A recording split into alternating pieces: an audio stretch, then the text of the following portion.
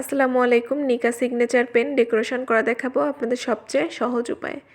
পেনের পেছন দিকে আমি গ্লু লাগিয়ে নিয়েছি, তারপর গোল্ডেন কালারের এই রিবনটা পেনে বাঁকা করে পেঁচিয়ে নিব।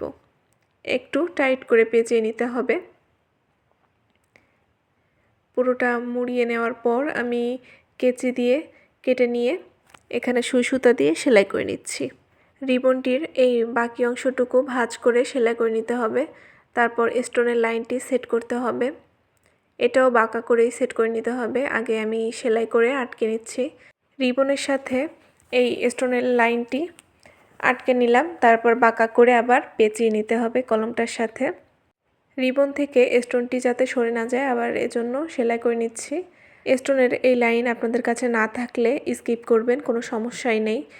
এবার আমি গোলাপ ফুল ও আর্টিফিশিয়াল এই রেণুটি সেট করে নিব। কিভাবে সেট করলে ভালো লাগবে এটাই দেখছিলাম।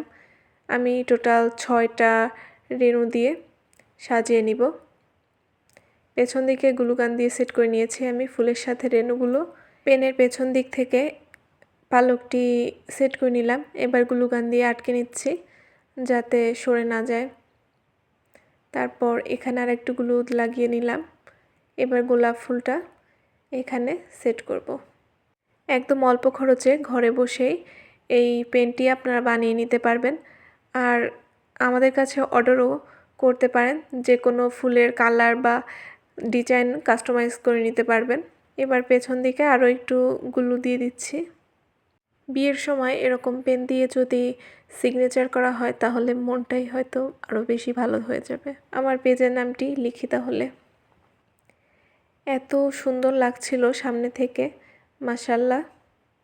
আজকের এই ভিডিওটি আপনাদের কাছে কেমন লেগেছে অবশ্যই জানাবেন।